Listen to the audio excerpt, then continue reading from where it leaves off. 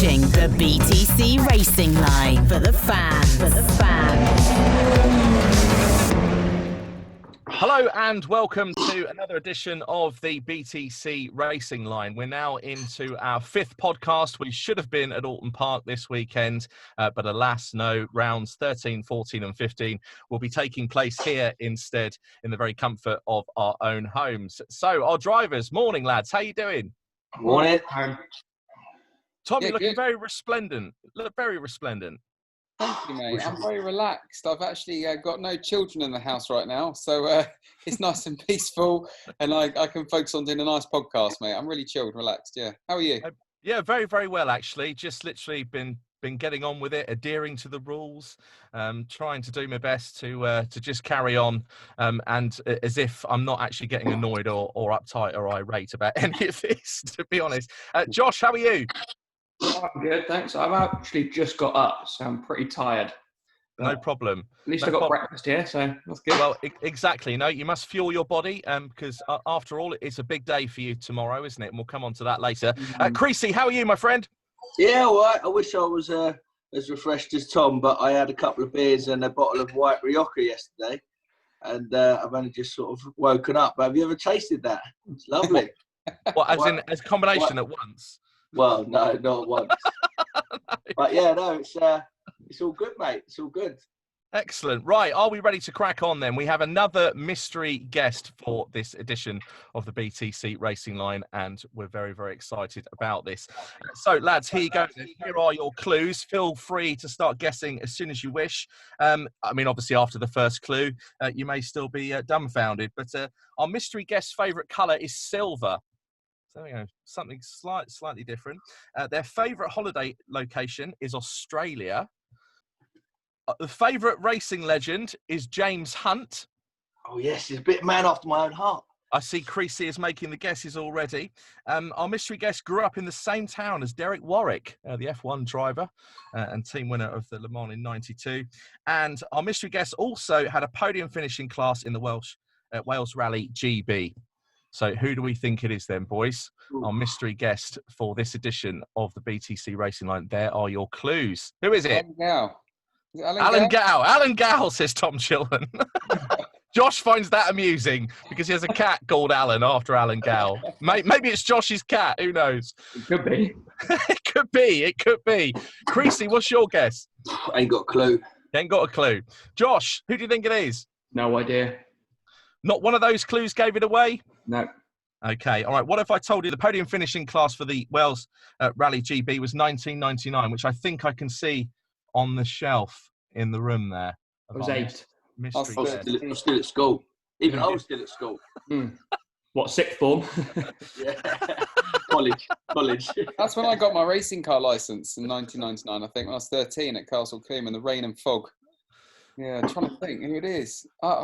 Australia and a little bit of driving. That's why I was thinking Alan Gow, but I got no idea. Yeah, it's someone that likes to travel, someone perhaps who gets around a bit. Who could it how many ways is that? He gets around quite a bit. In what way? Well, I didn't necessarily... I'm staying tight-lipped, Creasy. I'm staying tight-lipped. Come on, keep firing names at me. Come on. Give us another clue.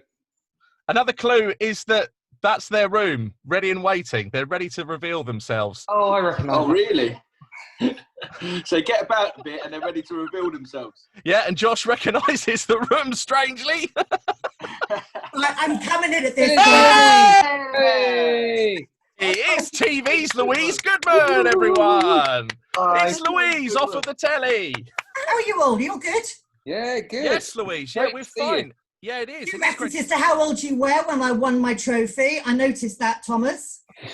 Sorry, if I knew it was you, I wouldn't have said age. I wouldn't have said age. Done, would you? No. You're going to start Lady, calling her woman. mum again, aren't you, Tom? Exactly. How old is your mum, Thomas?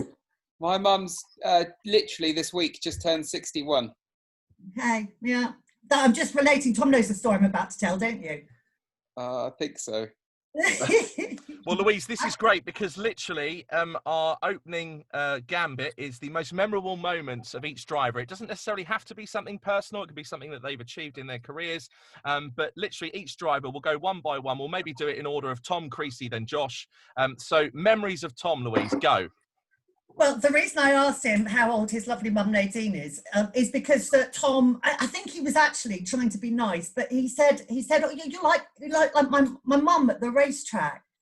Did I say that when we were at the dinner table in Bournemouth? Did I say where I said that? Oh, my days. I apologise, Louise. I was young and foolish. Come on, Tom. You know, I love you like my mother. I love you like my mother. Lou's nowhere near old enough to be your mum. Virtual hug. No, I suppose the other thing I always remember about Tom was we know what he's like, and I when I'm doing a grid walk, you're not sort of always 100% conscious of what you're saying. And just the first thing that came into my head, and I think it was when you got pole position at Rockingham. And Tom had been typical Tom, totally over the top. And so when I went to speak to him, I referred to him as being like a little puppy dog, which I think all your mates took the mickey out of you about afterwards, didn't they? Thank you. But I do always think of Tom as being like a little puppy dog. It's because I love it.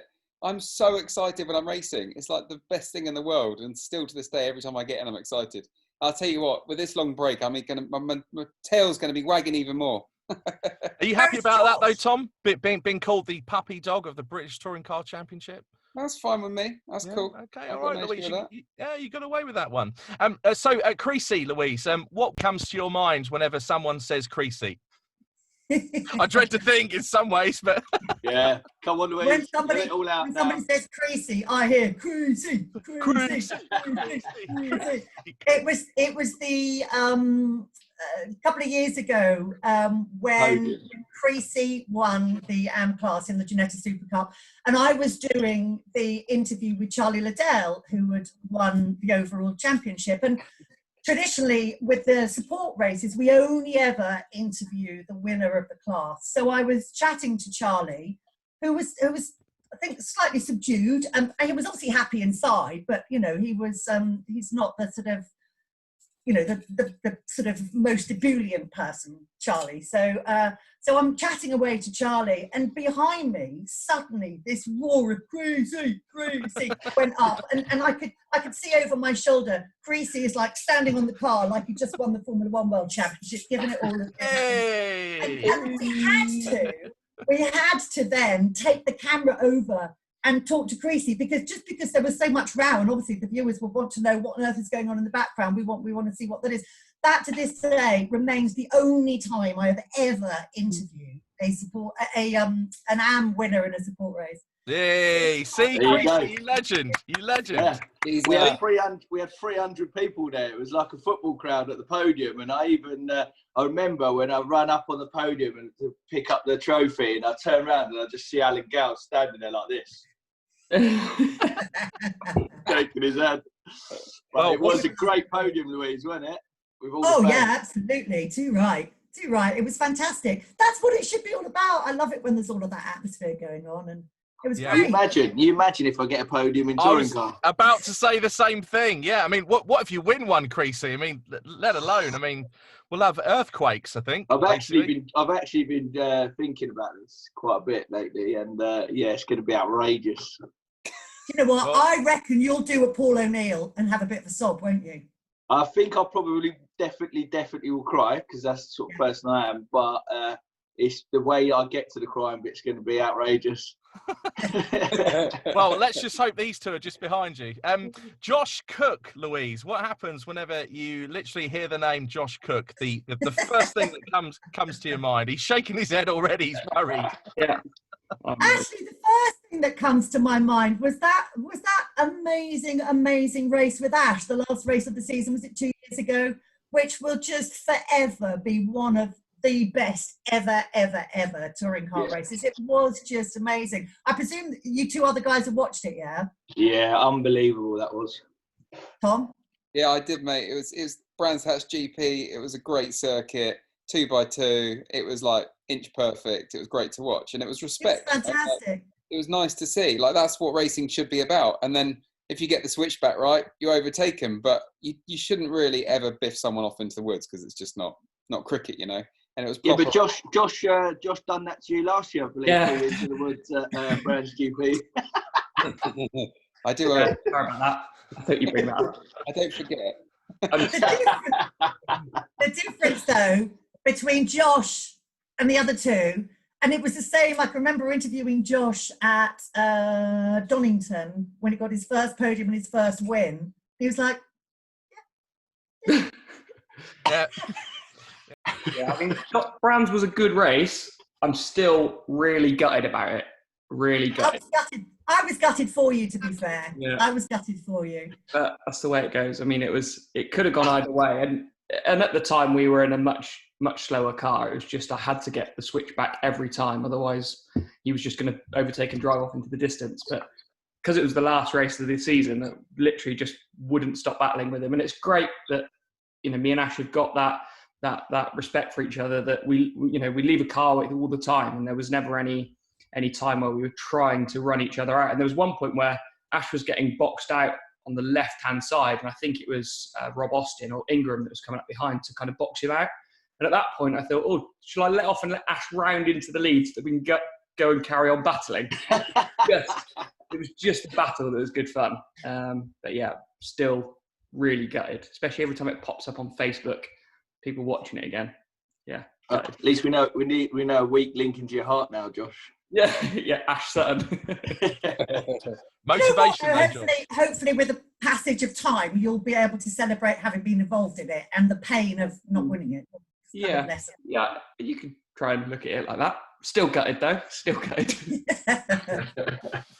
Turn every negative into a positive. Now, speaking of tracks and speaking of woods and trees, I mean, Oulton Park has plenty of both, really, when it comes to scenery. But Louise, what do you think of whenever you think about Oulton Park, or perhaps like this weekend, you know, when we should have actually been there? Is it a I think of warmth and sunshine, because very often Oulton Park's a really, really hot race. So, but I also think of the year. So I started covering touring cars for ITV, I think it was 2006. So the following year, 2007. The following year, 2008, I wasn't doing it. Then I came back kind of full-time in 2009.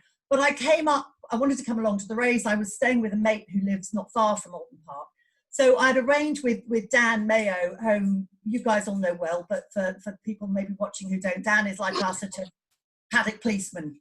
He's sort of Alan Gower's sort of right-hand man. And Dan had said, yeah, no problem, I'll arrange a couple of passes for you. Just give me a phone call when you get there. Well, anybody who's been to Oulton Park will know that the chances of giving anybody a phone call when you get there is nigh impossible. There is no signal whatsoever. So I'm phoning, and the security guard at the gate, he's saying, oh, I can't come in if you haven't got ports, can't come in if you haven't got ports. And I said, listen, I'm trying to phone this guy. I'm trying to phone Dan Mayo. Who's Dan Mayo? I said, well, if you don't know Dan Mayo, you know, he's the guy who's got the passes. And he, you know, he just wasn't having any of it. And my mate was saying to me, tell him where you are, tell him where you are. And I'm never doing that. You know, can you imagine? Don't you know who I am? And I can always remember somebody telling me a story of somebody who did that, and whoever it was they were saying it to, turned around and said, oi, this person doesn't know who they are. Does anybody know who they are? Anyway, this security guard was not having any of it. And after about 20 minutes, thankfully, a marshal came along and said, what are you doing that here, Louise? So I said, oh, you won't let me in. I'll go and pick up a pass. And so this marshal had a word with him, and he let me. I had to go and pick up the passes and come back for my friend, though, and give her a pass, and then we could go back in together. So that always sticks in my mind with Oulton Park as well. But all the races we've had there too. It's given some brilliant racing. They should have known it was you, Louise. You know, even with the bangles, just hearing you coming, like, oh yeah, there she is. Yeah, it must be TV. The guy, to be fair, the guy had a job to do, but sometimes you just think. I notice now they have a system there whereby people leave the passes outside the gate at Oulton Park. But I was like, I felt like, you know, Billy Punter stuck on the outside, like, let me in. But it's a circuit that you like, though, Louise. Yeah. I love it. It's a really nice circuit. And as I say, it's produced some great and some memorable races as well. And we always seem to get some Parc Fermé shenanigans going on there. I mean, obviously we had a few of those last year. We had the Matt Shedden incident there a few years before, which I thought when Plato came in, he'd be just delighted about the fact that he'd inherited the win, and he went off on one about something else. I can't remember what it was. So other than there was one year when we had ran on a different track configuration, it was a bit dull. But other than that, it always produces really good races. What do you boys think? It's a nice circuit to race at.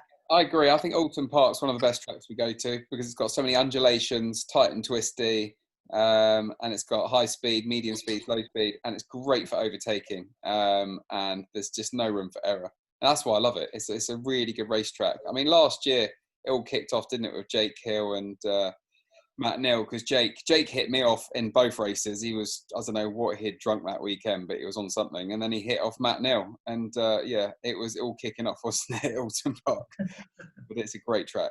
Love it. Creasy, what about you? What do you think of Oulton Park? Well, I told you about that, didn't I? When I qualified on pole as an amateur in the Genettas, and I beat Harry King and all the boys, and I actually stuck it on pole. And Genetta come around and said, like, you know, you need to slow down a little bit. And then I came away that weekend without even winning a trophy. So I don't know how that happened. So.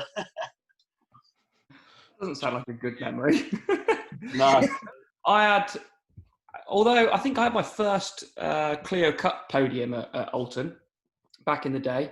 And I think I might have even had my first car race podium at Oulton. But in a touring car, it's real kind of an assault on the senses, because you've got, like Tom says, so many undulations, so many corners. And even on the straights, you don't even get time to kind of relax and regather your thoughts, because either every straight is kind of a long curve, or there's so many bumps in it, you are 100% focused on your gear changes, and there's absolutely no break at all on the circuit. And then when you've got that's usually paired with one of the hotter weekends of the season, it's incredibly hot in the car, you know, it can be quite a tough weekend. I mean, last year, again, we went to the circuit with a load of success ballast in, and it is the worst circuit in the world to carry success ballast, and it's the worst circuit for brakes as well. So I've got plenty of memories of brake failure. I've got plenty of memories of struggling in qualifying, but you always get a pretty feisty race at Oulton Park, like we saw in 2019. So I do like it, got some fond memories, but it's definitely not an easy track in a touring car, that's for sure. Yeah, I mean, maximum success ballast should hold you up about 0.7 of a second. So we're getting closer towards a second slower, yet Turkington still put it on pole, which shows you what an advantage that BMW has. Yeah, I think when I saw Josh, who was like, I think you were like second or something in the championship at the time, you should have been like half second off or something, and you were about that, but that put you down in, where did you qualify, Josh? Like 22nd, something like that. Exactly, and Turkington was on pole. Yeah, that's when I realised that there was, and they were saying, oh, he got slipstream off Jordan. You watched the video, he's so far ahead, they wouldn't have done 1,000th of a second difference. It was just like absolute rubbish. I think in 2018 it was, I think the top 3 or 4 in the championship, I think we were like 20th, 21st, 22nd, 23rd in like qualifying. So it is one of the worst places for weight for sure. But yeah, like you say, that BMW was definitely a little bit special last year. So, Louise, fast forward a couple of months. We're due to be at Oulton Park now, the weekend of the 22nd, 23rd of August. Once we do get going, how do you think our boys are going to fare? How do you think BTC Racing are going to do this season? Well, based on last season, I think you should do pretty well. I mean, it was a good year last year, wasn't it? It was I think Tom, obviously you've got so much experience now because you have been around a while, and you know, you quietly put that into play. I think of you guys actually as just quietly getting on with the job, rather than some teams are a bit more shouty about stuff, whereas I think BTC just kind of get on with it and you know, and keep being there and keep being there and keep being there. So you and Josh both had a really good season last year, so I don't see why that shouldn't continue to be the case this year. And I think Creasy, well, the world's your oyster now, really, isn't it? It's going to be tricky for you, I would imagine. You know, you're in a new car, you're in a new team, and it takes a little while to get used to those things and find out what you want from people, and you know, let them know what you want from them, kind of thing. But yeah, I think it's going to be. I mean, presumably you're looking upon this as a sort of learning year, are you? Yeah, 100%. I mean, gone to the best car on the grid, in my opinion. Should have won the championship last year, even though the BMWs were quick. But Dan Cammish threw it away, really, didn't he? at the end. But I just think I've got such an opportunity, especially with these two boys alongside me, to learn off of these two. I could go anywhere after this and be so far down the road, where if I stayed where I was or moved to a bit of a lesser team, I would have probably had to have another learning year again the following year. Do you see what I mean? But I've got all the tools around me with all the engineers and with the drivers and the car. I've got nowhere to hide now, so I've got no excuses. I'm going to be interested to see, for the team, it's going to be different as well, having the 3 cars to run. How much is that, do you reckon, going to impact you? What difference will it make? I think bolting another one on, just logistically, the team have invested so much money in us and the whole infrastructure. I don't think it's going to be too bad in that sense. And Tom coming across with all of his experience and his team around him, it's all fitted together like a glove already. It's like it was always run like that. Do you know what I mean? There's, Nick, Tom's engineer, is a lovely guy. He's come in, he knows a lot. He's working with Steve, which is Josh's engineer. I've got Ben Taylor, who used to work with Smiley, and they've all just clicked. We had 4 or 5 days in Spain together. And I think that was the best thing the team could have done, because we've come back from there and it's like we've all been mates forever. I agree. I think Creasy's right. I think as a team, we're very strong. Bert and Steve done a fantastic job in hiring all the best people they possibly could. And, people make companies. Companies don't make companies. People make companies. And BTC Racing have hired all the right people to get the job done. And I really think we're in a strong position. It's such a shame we're not already racing. I hate this. It's like, I think we're going to do well, but we haven't started yet. And it's kind of like eating away at me. I just want to get in and go flat out now. But it won't be long before we're testing in a few weeks at Snetterton.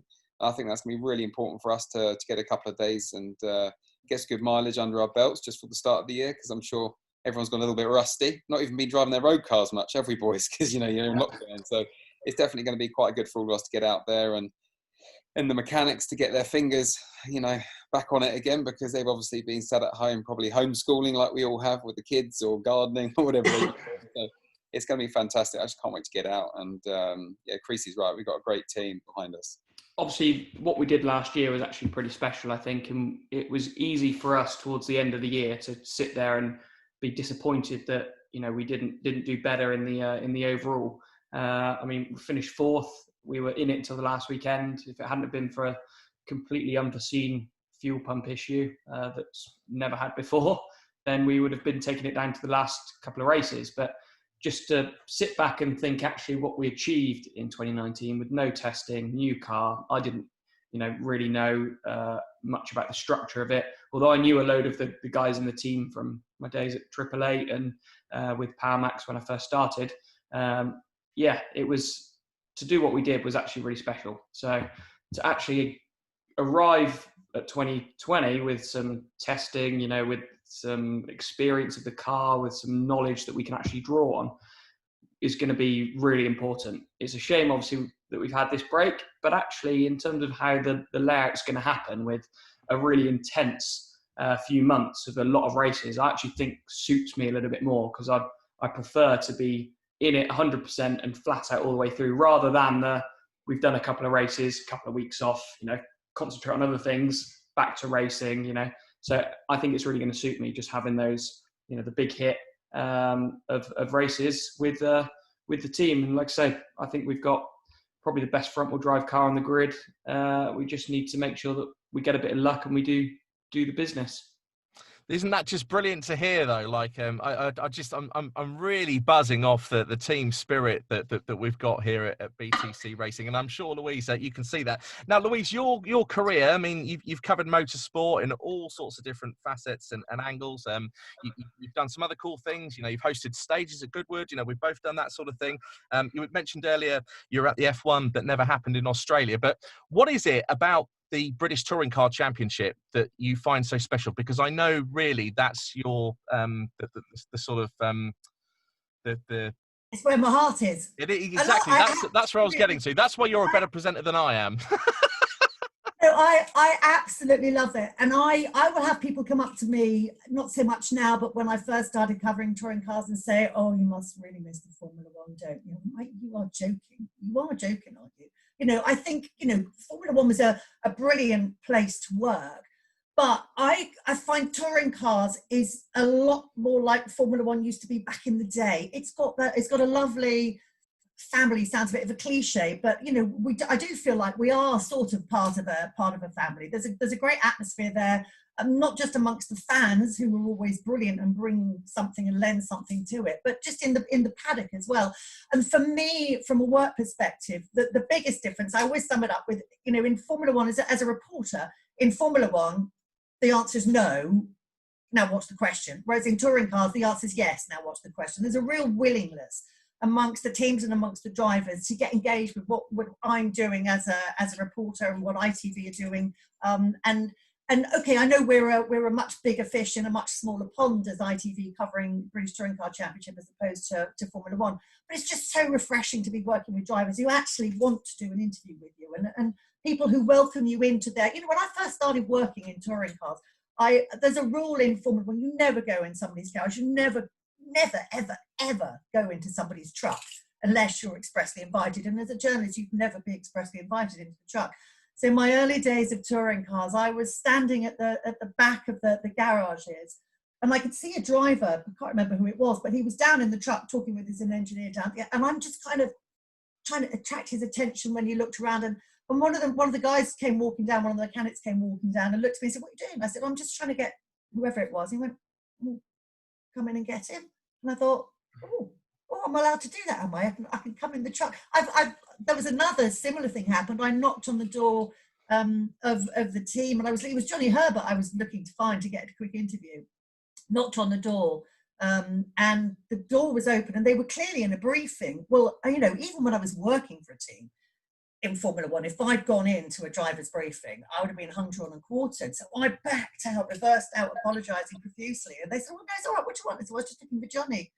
And they said, "Oh, okay, Johnny, go out, just do a quick interview with Louise." And then, so that willingness to get involved, to get engaged in what ITV is trying to do, I just love it. It's really refreshing, and it makes my working day so much more fun, so much more enjoyable. And the racing is just so bloody good, isn't it? I'll sit there in our garage, or sometimes we're in a little van, our little presentation area. So I'll be there with Steve. We've got monitors, we've got one that's got the timings on it, we've got the pictures going, and I'm regularly jumping up and down and shouting at the television when the racing is going on, just because it's impossible not to get involved and engaged in it. It's just brilliant to watch.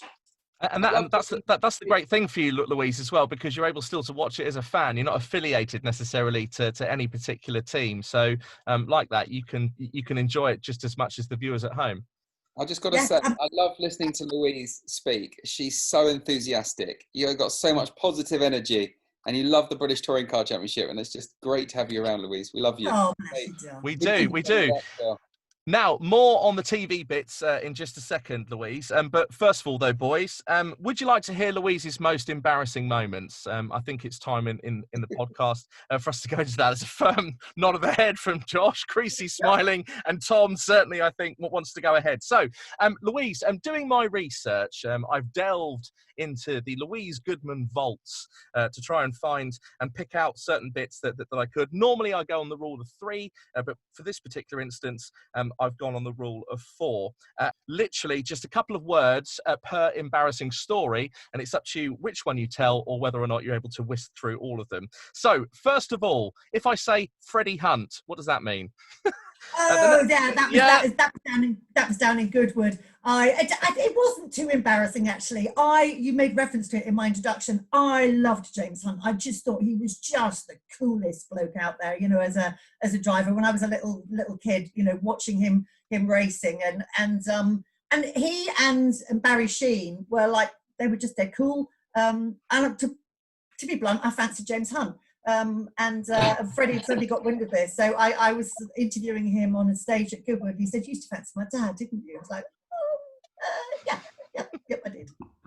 Well, so someone once asked me when I hosted Goodwood that I fancied Louise Goodman, and I had to say yes, the entire crowd. We all fancy Louise. Exactly, we all fancy Louise. Louise, if I've put down here F1 Coulthard.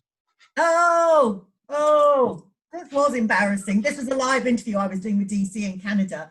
the race before, it was his early days of Red Bull, the early days of Red Bull, and DC had failed to activate the pit lane speed limiter correctly at Hockenheim, the Nürburgring, the race before, and had then consequently, as a result of that, been done for speeding in the pit lane, lost what would have been Red Bull's first ever podium finish. So cut forward to Montreal. I'm going to do a live interview with him in our race show on the Sunday. And I thought, I'll just flag up to DC. I'm going to ask him about that because he could be a little bit prickly at times. I didn't want him getting... So I said to him, oh, by the way, I'm just going to ask about the pit lane speed limiter. Last question. Huge mistake, because of course that gave him the opportunity to think of an answer. So when I said to him, obviously we had the problem last time out with the pit lane speed limiter. Have you been practicing? David said, live on air to millions of people, yeah, I've just been imagining it's your nipple and caressing it gently. It's on YouTube. It's on YouTube. You can watch it. I mean, 10 minutes afterwards, you can think of 101 funny retorts to come back with, but I was just like so upset. And in my ears, all I could hear was everybody in our gallery. So that's where all of the director, the producers, and everybody sitting howling with laughter, just howling with laughter. And they cut to Jim Rosenthal, who was just that's right. He's sitting in his chair with all the crowd behind him. Now, Louise, I mean, you actually almost seem to go a bit sort of doe-eyed and a bit weak-kneed whenever Coulthard said that to you. I've seen the clip on YouTube. So, I don't know.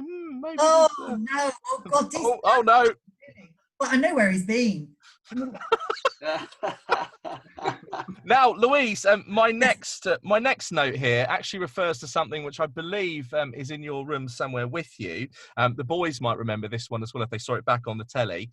If I say Matt Jackson, as people will have noticed, I do have I'm blaming it on live television, but I can't really. I'm just really, really bad at names at the best of time. I could go to introduce any of you here, and I'd forget your name when I'm going to introduce. I'm terrible at it. But unbeknownst to me, I did an entire interview with Matt Jackson, referring to him as Matt Neal. I went into the Toka bus afterwards that Alan Gow was laughing. He went, "Oh, I can't believe you did that." I said, "What?" I said, Matt Neal? I went, what? I had no idea I'd done it. So the result of that was at the end of season awards, I was presented with this. And if you can read it. Oh, yeah, should have gone to Specsavers. Yes. I was brought up on stage at the end of the awards, and in Alan Gow, as you guys will all know, he does a very memorable and absolutely hysterical piss-taking speech at the end of the Touring Car Awards every year. So that was my trophy, proudly displayed next to my Rally GB one. Love it.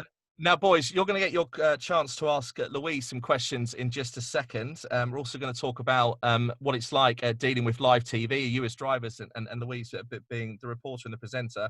But first of all, Louise's final embarrassing story. I've just put here Plato's helmet. Oh, yeah, that was another one of those occasions when so down in Parc Fermé, people will have seen the views, will have seen, the drivers will know because they've been through it. I'm down there waiting, and at a given moment when the driver generally has taken their helmet off, they're ready to speak to me. Our commentators, Addis and Tim, will throw down to me and I dive in. He threw down to me and Jason was still wandering around, waving his hands in the air, and he went over to see his pet. So I'm basically having to talk at this point and fill in the gap until he's taken his helmet off. And so, and again, I didn't realise I'd said it afterwards. I apparently said yes, and I'm describing the action, and there is Jason's mother kissing his helmet, and it was actually Jason's dad who came and pointed that out to me afterwards.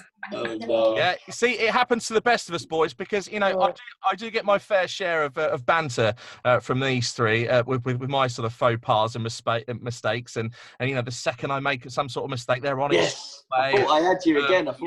Josh the other week, whenever I was trying to talk about Mr. Plato, and again it came out I think as some bloke, and Josh was like, some bloke, straight away. So there is no margin for error, boys, when you are in this position, believe me. Likewise, there's no margin for error, I think, for you as drivers. So your questions to Louise, here we go. This is your chance to ask Louise Goodman off of the telly. What would you like to ask Louise? Who would like to start? Raise your hand. I'll go one. Okay, Creasy, and then Tom, and then we'll go with Josh. So, Creasy, your question to TV's Louise Goodman. So, just touching back on what you said a couple of sentences ago, when you're saying about the drivers welcome you in and stuff like that in BTCC, because you're such a legend on the F1 paddock, who's the drivers that you feel that you can go and they say, yeah, because they know they've got a relationship with you, and who's the ones that just sort of basically doesn't matter who you are, they don't want to speak to you? Sorry. I don't know all of the F1 drivers now like I used to when I was around the paddock the whole time. But, you know, there are still, so obviously all the Lando, who's come up through our championships, you know, he's always very open and friendly. Danny Rick, who's just, you know, he's adorable, isn't he? So he's always very open and friendly. I'm just trying to think who else he's. They're the ones. Who's the ones that just don't want to know? Don't they see you coming and move out of the way? It's honestly, it's not like that in Formula One because they are literally so controlled. It's such a controlled environment that we have to work in Formula One. Okay, let's go to BTCC then. Throw someone under the bus. No, because everybody's really. Who runs when they see me coming? Josh. I don't like being. You always manage to corner me in the racetrack when we're doing a briefing. But why do you think I corner you there? You can't get away from me there. Josh likes it when I'm coming too. There's a pattern here. No, I don't, like I said earlier on, genuinely, there's nobody who. I tell you, the driver who doesn't want to talk to me is the driver who's just screwed up in a race, generally speaking. You know what about the legend Kimi Rikknen? What was he like? Oh, Kimi was quite funny. Kimi. A bit of a legend. Kimi just doesn't talk to anybody, does he? Unless you catch him in the bar at night and then you can't shut him up. He honestly like a different bloke. He's totally different bloke. He will jabber away and jabber away and jabber away. None of it makes much sense, but you know, I like Kimi actually, and I was interviewing him. I work at the Australian Grand Prix every year for the race organisers, which I was why I was down there this year, and I was doing the fan forum, and Kimi was one of the drivers who was being interviewed. The thing, Kimi likes interesting questions. Inevitably, when you're working, particularly in Formula One, it's every different interviewer, there is a key question that you've got to ask them. So I guess once you've answered that question 15 times, you know, it's not so interesting anymore. That's when Kimi, like he knows you're only going to ask about the race or something. So in this fan forum, the fans were asking all sorts of bizarre, obscure questions. And he was so relaxed and engaged, and I couldn't shut him up. So when he's on the roll, when he's in his groove, he talks at length. But yeah, there are times when you just, there are times when I thought, honestly, I'm not going to get anything. Sometimes not getting anything tells a story, though. Yeah, exactly. Because they then come back to you and you say, look, I haven't been able to speak to him, or you're able to actually say that they wouldn't speak to me. I know certainly it's happened from time to time. Tom, your question for Louise off of the telly. Well, yeah, I was just thinking, you know, the last time we were actually sat around that table, and I think I made that big boo-boo with my comment. That was the Bournemouth Sunseeker Rally, I seem to remember. When was the last time you raced a rally car or drove a rally car? Too long ago. It must be probably 15 years ago, I hate to say, because I absolutely loved it. It's just doing Wales Rally GP will forever be just one of my most memorable moments. And I think what's brilliant about well, two things I love about rallying. I didn't grow up driving a car of any description. I didn't grow up karting or anything like that. I didn't get my butt into a racing rally car of any description until I was into my 20s. So having the opportunity, when you're rallying, you'll do a stage, and then obviously you're driving on the road from that stage to the next one. So you can have a think about it. Then you're doing another stage. And so you get, rather than a racetrack when you've got maybe 2 15-minute practice sessions and then you're qualifying you straight into a race, you spend so much time in the car. It's absolutely brilliant. And on that Wales Rally GP, I was running on the same stages at the same time, albeit a lot further down the field than the top stars of rallying. So to have that opportunity, it's I guess it's like, you know, when the Porsche Super Cup runs at the British Grand Prix, and they've got all of the fans who are there for the British Grand Prix. The drivers who've had the opportunity to do that really is something quite special. How much do you miss it, Louise? How much do you miss it? I miss it so much, but I am horribly competitive. So on the odd occasion I get my butt in a car these days, I think, I used to be able to do this, and I'm, the last thing I ever want to do is to swan around at the back waving at people. That's just not me at all. What do you mean? What's wrong with that?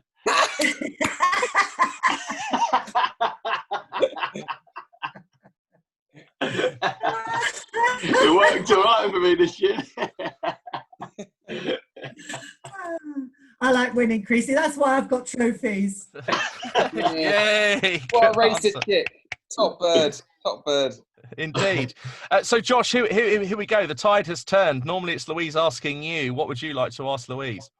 I don't know. Just going back to the when you interview us, it's quite interesting on a race weekend because we see everything from like a real, obviously single-sided in the car. You can see, it's only your aspect that you get to see, and often enough, you don't know if something's going to be exploded into something big, or you don't know the effect. You've nudged somebody out of the way, or you don't know how big an incident is going to become until Louise walks into the truck about 5-10 minutes after the race, and you're like, "Uh-oh, I'm going to have to go and see Alan about this." So you always get that like pre-warning from Louise that something's not gone well from the outside perspective. I'm like an early warning system, am I? Yeah, it's good. It's nice to have. Because I still remember it was Donington in 2015. It was my second race weekend. It was the one between me and Aaron Smith. There was that, I think it was race 3, where me and Aaron, I think I started on pole, and I had a battle with Aaron Smith, and then we ended up coming together down Craner Curves, and that was a fairly interesting interview afterwards, I think. It was my first, I don't really know what's going on in this touring cars, but it's been taken out, and it was good. It was a good interview. But in terms of question for you, have you ever been in a British touring car? No, I haven't. Oh, I think we should.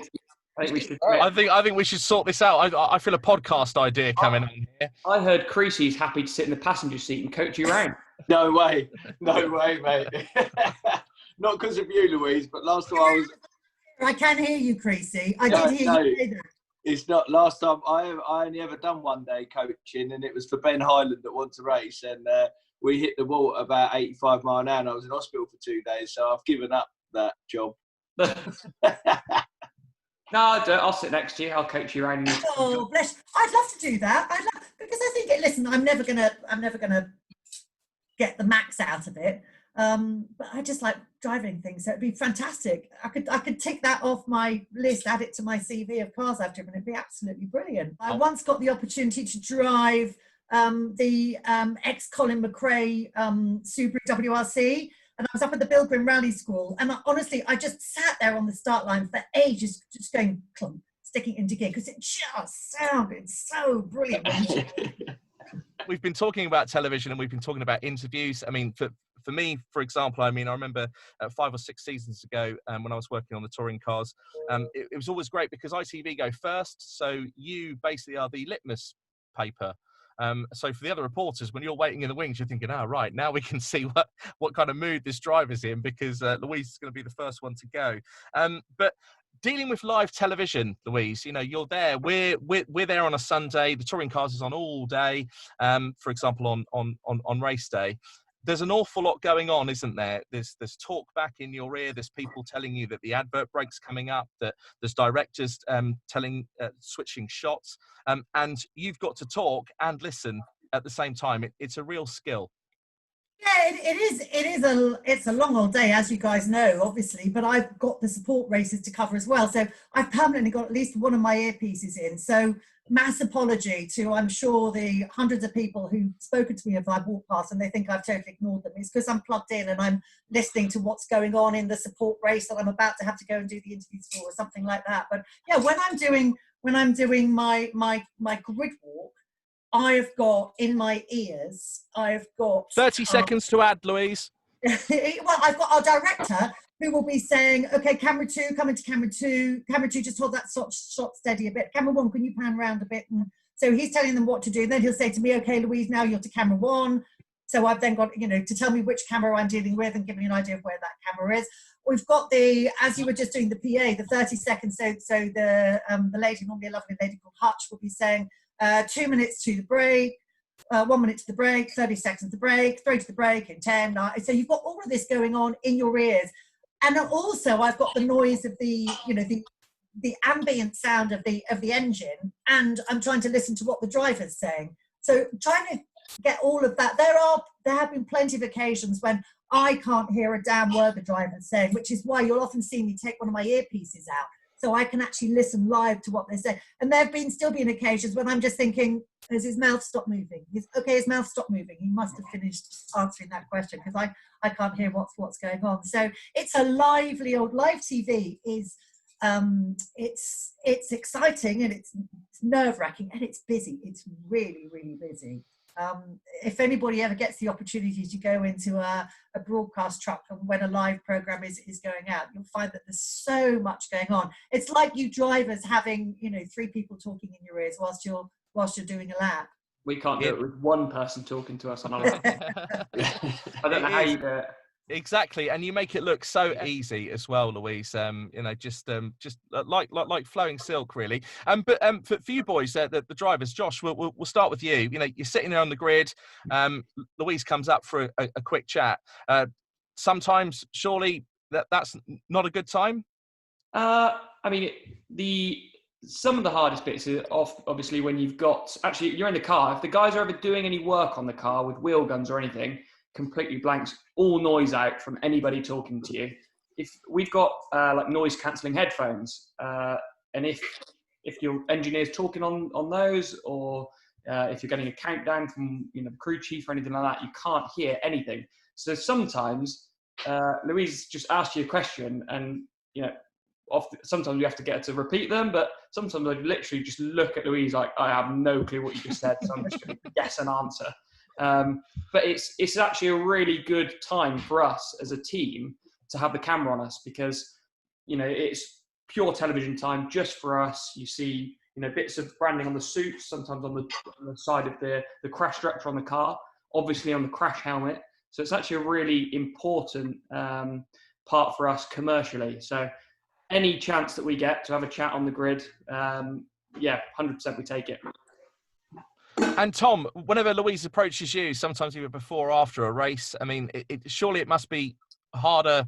I don't know. Is it harder before or is it harder after? Because whatever's going on, you've got thoughts in your own mind. Hey! You know what? It's a pleasure every time Louise comes to interview me. You charmer. It's true. It's always exciting. And usually when you come to see me, it's usually on the whole because I'm doing well. So if I see Louise, I know I'm doing well, whether it's because I'm starting at the front of the grid or I've just got a podium. So I love seeing every time. I'm talking to people when there's a story. That's what I know. Some people think, she talks to the same drivers the whole time on the grid boards. That's because that's where the story is. Driver X qualifying 23rd again is not a story. That's why I don't go and talk to that driver. But so we are editorially led by where the story is. That dictates where we're going. So I guess, and for you guys, that's generally a good thing. Obviously, sometimes it's not a good news story from your perspective if it's a shunt or an incident. But if people are talking about you, if you're generating a story, 9 times or 8 times out of 10, it's a good news story. I'm very lucky when Louise interviews me in the car. A bit like Louise, you were saying, you've got people talking in your ears. I usually have my engineer saying something to the mechanics, which is also linked into my earpieces as well. It'll be like saying, right, you've got to change your tyres now, put the car down on the ground, whatever it is. And you're trying to ask me a question, and because I've got earpieces and a helmet, I can't hear what you're saying. But I'm really lucky because I can hit my thumb on the radio button on my steering wheel. So all he can hear is my voice, and it stops everything I'm listening to. So I can get rid of him anytime I want to. But with you can't hit a button other than just pull your ears out when the earpiece. Yeah. So, and Creasy, for you, I'm sure any opportunity just to be on the telly wouldn't bother you, would it? No, I was very lucky this year. I don't know if you remember, Louise. I finished P12 at Brands Hatch, my first ever race. Did you, Creasy? You've been reminding everybody ever since, haven't you? And I was very lucky that you come and interviewed me on the grid in the second race. Do you remember that? That was the only time. I do remember that. And do you know what, Creasy? I will often use you. I'll tell you this now. I don't know if I've mentioned it to you, but I will often use you as an example. So as you guys all know, I do quite a lot of media training with not just young drivers, all sorts of people in the Formula One teams, and you know, from karting to Formula One. And I will often use Creasy as an example of, for me, as an interviewer and for an audience, some people think media training is all about saying the right thing and being totally PC. No, nobody wants PR. What they want is personality. And I use you as an example of the fact that your personality shines out loud. You might not say the right thing, you might not have the words in the right order. Nobody gives a damn because your personality comes across. And that's why, you know, people come and interview you. It's not because that sounds terrible, doesn't it? You're talking. It's just a bit different for me with the other two guys. You know, Tom's been racing his life, it's his career, it's his job, and same with Josh. But for me, you know, I've grown up watching you on telly, Louise. Do you know what I mean? Watching the Formula One and being. We have less of the grown-up watching. Admiring. You never say the right thing, but you're talking. Exactly, Josh. Yeah. Okay, I was very young when I started. Yeah, she was. Yeah. But no, it was, and that's what I mean. So for any opportunity for me, and I think what we done last year with yourself, and I brought a couple like Snow Patrol down, and you helped me out with that interview, and just doing little things for me last year to get you guys, the media, and the fans on board is half the reason why I'm now sitting in a Honda at the front of the grid. And you know, thanks to Paul O'Neill and people like that on TV saying, you know, sponsors want to be associated with me and want their brand on TV produced by me because of my personality, and that's such a good thing because you know, this year I've got a 2-year deal with a sponsor for a 6-figure sum just because of what I did last year, and I didn't have to go and find that sponsor; they come and found me, and I just think that was a key part of your media. You know, I've been in your media training, haven't I? I remember when I was in there in Ginetta with Harry King, and he was like a little kid, and I was pushing him up there, said, look mate, you've got to get used to this because you're going to be on the TV quite a bit, and for sure he's gone and done it, hasn't he? And he's coming out of himself, and he's doing really well with that media side. But I do highly recommend your media training because that's where I learned. It's true though, isn't it, though, Louise? You know, people like you and I do gravitate and do find people like Creasy magnets because we always know whatever they come out with is going to be gold. Yeah. I don't know if that's a good thing or bad. No, it's a good thing, and as long as you can laugh at yourself as well, Michael, then I think you're always safe Mm-hmm. in your company, because I think banter, apart from driving, is probably your number one forte. Not everybody is going to be the same. Not Creasy, you are a larger than life personality away from the racing as well. Not everybody is going to be the same, but not everybody is going to like the same driver. So it's just about being. Yeah, but the thing whatever your personality will be, getting your personality across. Yeah, but I think these boys who have been around it their whole time, we had when we went to Spain, you know, I'm in the company of 2 proper professional drivers, and I'm getting on the plane. I'm a little bit like, hold on a minute, I don't know how this is going to go down because, you know, this is their thing, and we got on the plane and we got on the bus on the way there, and we had such a fantastic time. But the moment it came to put your crash helmet on and start learning, these boys have backed me up. I'm 100% focused on my racing, and you know, I'll work as hard as anybody on that grid to get a result and to win. So it's good that I can have the funny side and the crack, but when we go racing, I'm fully focused on my job. We are nearing the end of our time with the wonderful Louise Goodman, but just a couple of things still to come here on the BTC Racing Line. First of all, a big announcement that's coming up in just a second. First of all, though, an idea that we've pinched off another podcast, and we've got no shame with this, and we're going to crack on with it anyway. And it's Ramesh Ranganathan's Trousers or No Trousers that he's been doing on his Isolation Lockdown podcast. Can't wait for this, Louise. And we're going to do the same. So basically, now what happens is... Too excited then. We now reveal who has been sitting during this entire podcast of the BTC Racing Line with either trousers or no trousers. And Louise, you have to start, and you have to pick any one of us and say whether or not you think we're wearing trousers or no trousers. Okay. I'll start with the easy one. Creasy, no trousers. Okay, all right. So, Michael, can you reveal, are you wearing trousers or no trousers? these. Can you see Hey! these? There's a story behind these. I'm sure there is, Michael. With you, there always They're is. better happy. Yeah, and I was racing, and obviously, you know what I'm like. I was racing my first ever year, and obviously surrounded by some really good names. And I was staying in the Hilton in Donington, and they got a swimming pool there. But I was with Jody Farron, and so obviously, and I've known him because of obviously what the standard that he's been racing at and stuff, and David Pittard and stuff. So I was down the road, and Jody's got my number off Pittard and rang me and said, I haven't got any swim shorts. And I said, I ain't got swim shorts either. So I've gone into Asda, and these were £5 each, and we bought matching ones. And I spoke to him a couple of weeks ago, and he still got it. So I thought it'd be tribute to Jody in my first year. And but yeah, he's a good guy, he is, and I think he's going to go places too. Okay, so next up then, Louise, do you think Tom Chilton is wearing trousers or no trousers? No trousers. No trousers. Mr. Tom Chilton, can you reveal, are you wearing trousers or no trousers? Ladies, control yourselves. I'm in my pajama bottoms. Hey! Trousers. Oh, well, trousers. Oh, trousers. Okay. Yeah, trousers. So, Josh, I've got the feeling he's got like a nice pair of black jeans on. Yeah.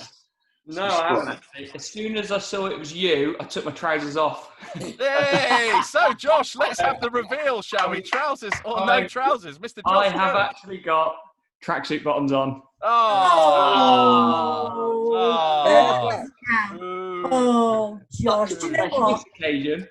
Can I just make? I'm so sorry. My friend's daughter Sib is going to be gutted. She's a big fan of him. I'm sorry, Sib. We tried to get his trousers off. What can I say? Maybe on the next podcast. I got them off easy in Spain. We've given the answer there away as well. Louise, it's up to you whether or not you want to ask me. I mean, it's I can't actually stand up in this booth. Put your red light on. Yeah, so I've had to, the red light's gone. The red light's gone. I've changed it. So I've taken a photo that we can then show on screen as to whether or not I'm wearing trousers or no trousers. Well, on the basis, I think that you're no trousers. It's a bit odd that you're taking photos of yourself. Or is it just me? There's no trousers. Oh. Hey. Just that leaves us the question, Louise: trousers or no trousers? Here we go. hey. Yay! Oh, it's jeans. I didn't see it. I didn't miss it. No, sorry. I've knocked you off my screen in the process. Oh, There you go. jeans. Sorry, it's my jeans. It's It's jeans. jeans. I It's do jeans. apologise. It's jeans. So there we have it then. That wraps up trousers or no trousers. It also sadly wraps up another edition of the BTC Racing Line. But however, before we go, a big announcement for a huge day that's taking place tomorrow, the 15th of June. Now, for some people, that will mean absolutely nothing. For some people, it's a big day. Some people are going to be 29 years old tomorrow. Isn't that right, Josh? It's your birthday. No, mine's on the 16th. 16th. No, That's not what my research said. That's not what my research said. So with that in mind, Josh, I actually went out yesterday, and I've got your birthday cake. Oh, wow. So there we are. I also got you a number 4 to represent your wins last season. So I'm going to put that into the cake as well. 3. I got you a cake as well, Josh. I think I won 3 last year. Is it 3 or is it 4? I take him. Take him, Josh. I finished 4th in the championship, so you can leave it in there. Oh, then. Happy birthday to you. Oh, Stop Louise it. is starting. Happy Look at this. birthday. Louise is Prizes are ready. definitely off now. Happy birthday, dear Josh. Happy birthday to you. Right, Josh, blow out the candle. Blow out the candle. Hey, there we go. Wonderful. Thanks. What you got planned, Josh? What are you doing for the big day? We're going to work. Nothing planned really. Just try and not eat too much cake because we're going racing soon. But There's no such thing as too much cake. that's fair. All right, I'll have a lot of cake. That's about it. Happy Really. birthday, Josh. Thanks. Happy birthday, mate. Cheers. Didn't know you were happy 29. birthday. Yeah, see, just still a youngster. Yeah, he's young. He is indeed. Yes. So, Josh, have a wonderful day. If you would like to leave your birthday comments for Josh, you can do that on any social media platform that you're watching this particular podcast edition of the BTC Racing Line. But from myself, Rory McCazza, from our drivers as well, TV's Louise Goodman, everyone. Thank you so much, Louise, for joining us. Pleasure. Thank you for having me on. It's an honour. Look forward to seeing everybody for real in 6 weeks or whatever it is. Can't wait to go racing again. Do tell all your friends, spread the word. You can share this podcast on any social media platform of which you're watching it of your choosing. Thank you very much to everyone again, from everyone involved with BTC Racing, from the owners of the team, from the drivers, from the sponsors, to everyone that's involved that makes this podcast happen. Thank you very much for watching and or listening. And from myself, the drivers, and Louise Goodman, it's cheerio for now, and we'll see you very, very soon.